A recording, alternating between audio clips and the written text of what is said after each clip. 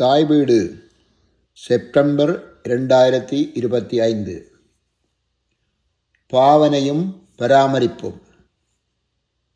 அங்கம் 5. ஆக்கமும் குரல் வடிவமும் வேலா சுப்பிரமணியம். துணி துவைக்கும் இயந்திரம், அதாவது வாஷிங் மெஷின். பொதுவாக கூறுவதானால் எல்லோருக்கும் மிக அவசியமான ஒன்றாக காணப்படுவது துணி துவைக்கும் இயந்திரமாகும். தனி வீட்டில் வசித்தாலும் சரி, தொடர்மாடி கட்டிடங்களில் வசித்தாலும் சரி, இவற்றின் தேவை மிக அதிகமானதாக காணப்படுகின்றது. குறிப்பாக வெளிநாடுகளில் வசிப்பவர்கள் இத்தகைய இயந்திரங்களில் மிகவும் தங்கியிருப்பதை காணக்கூடியதாக உள்ளது. 18ஆம் நூற்றாண்டின் ஆரம்பகால பகுதியில் கையால் இயக்கும் துணி துவைக்கும் இயந்திரம் கண்டுபிடிக்கப்பட்டிருந்தாலும் 1920ஆம் ஆண்டிற்கு பின்னரே மின்சாரத்தில் இயங்கும் இயந்திரங்கள் பொதுமக்களது பாவனைக்கு அறிமுகம் செய்யப்பட்டன.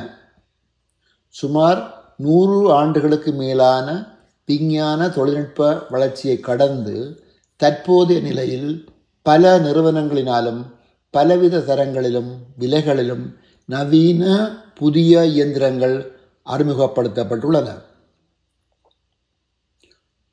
2025ஆம் ஆண்டு நுகர்வோர் அறிக்கையை ஆதாரமாக கொண்டு பார்க்கையில் விவேக தொழில்நுட்பம், அதாவது ஸ்மார்ட் டெக்னாலஜி, குறைந்த இயங்கு சக்தியில் உத்தம பலன், அதாவது எனர்ஜி எஃபிஷியன்ட் என்பவற்றின் அடிப்படையில் எல்ஜி, எலக்ட்ரோலக்ஸ், சாம்சங், மேடாக் போன்ற நிறுவனங்களின் தயாரிப்புகள் முன்னணியில் நிற்கின்றன.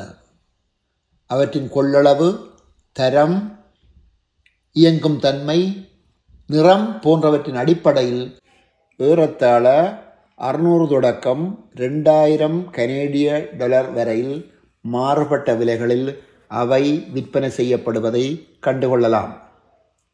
பொதுவாக பார்த்தால் கனடா, அமெரிக்கா போன்ற நாடுகளில் தனி வீடுகளில் வசிப்பவர்களின் வீடுகளில் தனியான ஒரு சலவை அறை, அதாவது லாண்ட்ரி ரூம் அமைக்கப்பட்டிருப்பதை காண முடியும்.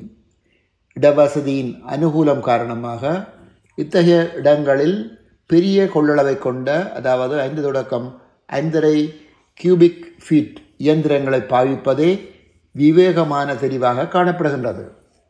தொடர்மாடி கட்டிடத்தில் வசிப்பவர்கள் சிறிய கொள்ளளவை கொண்டவற்றை பாவிப்பதே வழக்கமாக உள்ளது. அதேவேளை பிரித்தானியா போன்ற நாடுகளை அவதானித்தால் சமையல் அறையின் ஒரு பகுதியில் துணி துவைக்கும் இயந்திரங்களும் பொருத்தப்பட்டிருப்பது மிக ஆச்சரியமாக இருக்கும். மட்டுப்படுத்தப்பட்ட இடம் என்பதால் பொருத்தப்பட்டிருக்கும் இயந்திரங்களும் மிக சிறிய அளவினதாக இருப்பதும் வழக்கமாக உள்ளது. அடிப்படை தொழிற்பாட்டை ஆதாரமாக கொண்டு பார்த்தால் துணி துவைக்கும் இயந்திரங்களை 2 வகையாக பிரிக்கலாம்.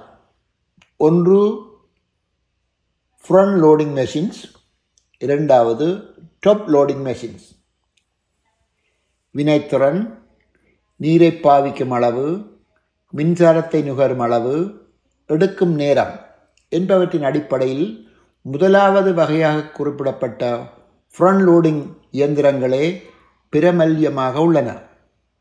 ஒரு புதிய இயந்திரத்தை கொள்வனவு செய்கின்ற போது குறிப்பாக குறுகிய நேரத்தில் சிறிய அளவு உடுப்புகளை துவைக்கக்கூடியதாகவும், அதேவேளை துணிகளின் தன்மைக்கேற்ப துணிகள் கெட்டுவிடாது பாவிக்கும் விதத்தில் ஹேண்ட் வாஷ், டெலிகேட் போன்ற தெரிவுகள் கொண்டதாக இருப்பதும், மின்சார செலவை குறைப்பதற்காக குறிப்பிட்ட நேரத்தில் இயங்கும் விதத்தில் உள்ள தெரிவுகளை கொண்டதாக இருப்பதும், அல்லது வலிய அமைப்பு தொழில்நுட்பத்துடன் கூடியதும் ஸ்மார்ட் போன் மூலம் இயங்க வைக்கக்கூடியதுமான தன்மை கொண்டதாக இருப்பதும் உத்தம தெரிவுகளாக இருக்கும் என்பது எனது கருத்து. பராமரிப்பு. மாதம் ஒரு முறையாவது சுடுநீர் தெரிவை பயன்படுத்தி, அதாவது ஹாட் வாட்டர் சைக்கிள், ஒரு கோப்பை ஒயிட் வினிகரை விட்டு துணிகள் இல்லாது வெறுமையாக இவற்றை இயங்க வைப்பது சிறந்தது. மோல்டு, ஃபங்கஸ் போன்றவை சிறிது சிறிதாக வளர்ந்து வருவதை தடுக்க இவை உதவும். சலவைத்தூள் அல்லது சலவை திரவம் விடப்படும் தட்டை வெளியில் எடுத்து காலத்துக்கு காலம் சுத்தம் செய்வது நல்லது. பாவனை முடிந்ததும் கதவனை திறந்தபடி வைப்பதும் கதவை அண்டிய பகுதியாக உள்ள கேஸ்கெட்டில் இருக்கக்கூடிய நீரை துடைத்து எடுப்பதும் சிறந்தது. எங்கள் வீட்டு துணி துவைக்கும் இயந்திர கதவின் வாசலில் எப்போதும் தொங்கிக் கொண்டிருக்கும் ஒரு நிற துணியின் இரகசியத்தை புரிந்து கொள்ள எனக்கு பல காலம் எடுத்தது. பலனாக எந்தவித கரையும் மனமுமின்றி பல வருடங்கள் கழிந்தும் இன்றும் அது புதுமை மங்காது காட்சி தருகின்றது. உரிய வடிகட்டிகளை லிண்ட் ஃபில்டர் காலத்துக்கு காலம் சுத்தம் செய்தல் வேண்டும்.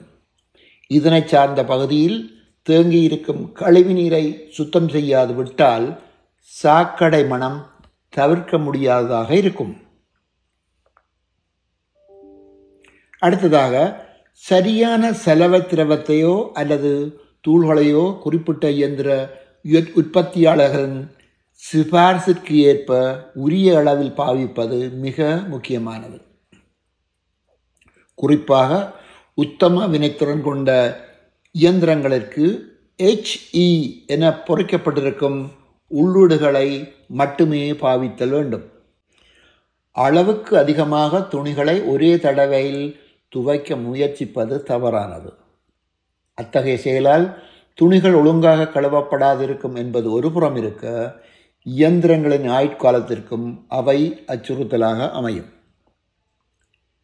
சமப்படுத்தப்பட்ட நிலையில் இயந்திரங்கள் பொருத்தப்படாதிருந்தால் மேலதிக சத்தத்தை இடர்கொள்ள வேண்டியிருக்கும் என்பதோடு இயந்திரத்திற்கும் அதனை சார்ந்த பகுதிகளுக்கும் பல பாதிப்புகள் ஏற்பட காரணமாகவும் அமையும். காலத்துக்கு காலம் பொருத்தப்பட்டிருக்கும் நீர்க்குழாய்களில், அதாவது ஹோஸ் பைப்ஸ், பாதிப்புகள் கசிவுகள் இருக்கின்றனவா என பரிசீலிப்பது எதிர்காலத்தில் ஏற்படக்கூடிய பல இடர்களை தவிர்க்க உதவும். ஃபேப்ரிக் சாஃப்ட்னர் பாவிப்பது துணிகளை மென்மைப்படுத்த உதவும் என்றாலும், மறுபுறம் அதன் சிதைவுகளின் கூறுகள் அகற்றப்படாதிருப்பதால் மோல்டு உருவாகும் வாய்ப்பும் இருப்பதாக சில ஆராய்ச்சிகள் கூறுகின்றன. ஒவ்வொரு தடவையும் இயந்திரத்தின் சுழற்சி முடிவுக்கு வந்தவுடன் துணிகளை எடுத்துவிட வேண்டியது அவசியமானது. பல மணி நேரம், சில நாட்கள், பல நாட்கள் என்று காலம் கடந்து அவற்றை அகற்றுவதால் வேண்டத்தகாத பல இடர்கள் ஏற்படும். அடுத்தது, துணி உலர்த்தும் இயந்திரம், அதாவது ட்ரையர். 1800ஆம் ஆண்டின் ஆரம்ப கால பகுதியில் நெருப்பின் உதவியுடன் துணிகளை உலர்த்தும் முறையில் ஆரம்பித்து 1915ஆம் ஆண்டிலேயே மின்சாரத்தை பாவித்து இயங்கும் துணி உலர்த்தும் இயந்திரம் கண்டுபிடிக்கப்பட்டது. ஏறத்தாழ 100 ஆண்டுகள் கடந்து தற்போது பலவித தொழில்நுட்பங்கள் உள்ளிட்ட விவேக உலர்த்திகள் பாவனைக்கு வந்துள்ளன. 2025ஆம் ஆண்டு நுகர்வோர் அறிக்கையை ஆதாரமாக கொண்டு பார்த்தால், விவேகமாக இயங்கும் தன்மை, குறுகிய நேரம், துணிகளை பாதிக்காத தன்மை, உத்தம வினைத்திறன், அதாவது ஹை எஃபிஷியன்சி என்பவற்றின் அடிப்படையில் சில பிராண்ட்ஸ் அடையாளப்படுத்தப்பட்டுள்ளன. அவற்றுள் எலக்ட்ரோலக்ஸ், LG, மேடாக், GE என்பன குறிப்பிடத்தக்கவை. இருப்பினும் ஒரு துணி துவைக்கும் இயந்திரத்தை வாங்கும்போது அதே பிராண்டில் உலர்த்திகளையும் வாங்க முயற்சிப்பதால் உரிய தரங்கள் தட்டிக்கழிக்கப்படுவதற்கான வாய்ப்பும் அதிகமாக உள்ளது. பொதுவாக பார்த்தால் இயற்கை வாயுவில் இயங்கும் உலர்த்தியும் மின்சாரத்தில் இயங்கும் உலர்த்தியும் பரவலாக பாவனையில் உள்ளன. இயற்கை வாயுவில் இயங்கும் உலர்த்தியை பாவிப்பதால் மாதாந்த மின்சார கட்டணம் சேமிக்கப்படலாம் என்ற ஒரு பக்கமும் உண்டு. அதே நேரம் அதன் விலையும் பொருத்தும் செலவும் அதிகமாக இருக்கும் என்பதையும் கருத்தில் கொள்ள வேண்டும். ஒரு வீட்டிற்கான மாதாந்த மின்சார கட்டணத்தில் அதிக பங்கை வகிப்பது துணி உலர்த்தியும் சமையலறை அடுப்பும் என்பதில் மாற்று கருத்து இருக்க முடியாது. ஒவ்வொருவரது பழக்கத்தையும் பாவனையும் பொறுத்து கட்டணத்தின் அளவு மாறுபட்டதாக இருக்கும். துணி உலர்த்தியை பாய்ப்பதால் தான் உடுப்புகள் விரைவில் கெட்டுவிடுகின்றன என்ற ஒரு பொதுவான கருத்து உண்டு. அதிகளவு வெப்பம் ஒரு குறுகிய நேரத்தில் உடுப்புகள் மீது செலுத்தப்படுவதால் உடுப்புகள் சுருக்கமடைவதும் சிறுத்து போவதும் இயல்பானது. சிந்தெட்டிக், நைலோன் போன்ற மூலப்பொருட்கள் அதிகளவு உடுப்புகளுடன் கலக்கப்படுவதால் அதற்கான விளைவுகளும் அதிகமாகவே காணப்படுகின்றன. இதனை சமப்படுத்துவதற்காக நீராவியுடன், அதாவது ஸ்டீம் கலந்து உலர்த்தும் விதத்தில் உலர்த்திகள் விற்பனைக்கு வந்துள்ளன. அது மட்டுமன்றி துணிகளுக்கு ஏற்ற விதத்தில் வெப்பத்தையும் நேரத்தையும் தேவைக்கு ஏற்றவாறு தெரிவு செய்யும் விதத்திலும் இவை உள்ளன. சற்று அவதானித்து பொறுமையுடன் உரிய முறையில் செயற்பட்டால் அதிக பலனை அடைய முடியும். இத்தகைய பல இடர்களை கருத்தில் கொண்டு பலரும் பதில் நடவடிக்கையாக பிற வழிகளை கையாண்டு துணிகளை உலர வைக்கிறார்கள். கனடாவில் மட்டுமன்றி புலம்பெயர் நாடுகளில் வீட்டுக்குள் துணிகளை உலர வைப்பதை பலரும் கைக்கொள்வதை பார்க்க முடிகிறது. குளிர்காலத்தில் இதனை செய்வது மிகச் சிறந்த வழிதான். ஆனால் கோடை காலத்தில் இந்த செயற்பாட்டால் வீட்டிற்குள் உருவாக்கப்படும் மேலதிக ஈரப்பதன் அதிகரிப்பால், அதாவது ஹியூமிடிட்டி லெவல், வீட்டில் வேண்டத்தகாத பல பாதக விளைவுகள் ஏற்பட வாய்ப்புள்ளது. ஒரு மைக்ரோமீட்டரின் மூலம் வீட்டின் ஹியூமிடிட்டி லெவல் 50 வீதத்திலிருந்து 55 வீதத்திற்கு மேலே போகாது பார்த்து அதற்கேற்ப செயற்படுதல் அவசியமானது. கனடாவில் வெளிப்புறத்தில் கொடி கட்டி சூரிய வெப்பத்தில் காயவிடுவது மிக அரிது. ஆனால் ஏனைய பல நாடுகளில் இம்முறை சர்வசாதாரணமாக பின்பற்றப்படுகிறது. இதனால் அத்தகைய நாடுகளில் உலர்த்திகளின் பாவனையும் அரிதாகவே காணப்படுகிறது. பராமரிப்பு. ஒவ்வொரு தடவையும் உலர்த்தியை பாவிக்க முன்னர் வடிகட்டியை, அதாவது லின் ஃபில்டர், சுத்தம் செய்வது மிக அவசியமானது. குறைந்தது வருடம் ஒரு முறையாவது வெளிச்சுவர் வரை பொருத்தப்பட்டிருக்கும் போக்கியை, அதாவது எக்ஸாஸ்ட் வெண்ட், சுத்தம் செய்தல் வேண்டும். தொடர்மாடி குடியிருப்பில் இருப்பவர்கள் முகட்டில், அதாவது சீலிங்கில் பொருத்தப்பட்டிருக்கும் இணைப்பை திறந்து வேக்யூம் செய்தல் அவசியம். வீட்டில் வசிப்பவர்கள் வெளிச்சுவரில் இருக்கும் திறந்து மூடும் ஃப்ளாப்பர்ஸ் ஒழுங்காக வேலை செய்கின்றதா என்பதை உறுதி செய்தல் வேண்டும். உலர்த்தியை பாவிக்க முன்னர் உடுப்புகளில் உள்ள லேபல்களை பார்த்து அதற்கேற்ற முறையில் உலர்த்தியை பாவிப்பது உடுப்புகளை பாதுகாக்க உதவும்.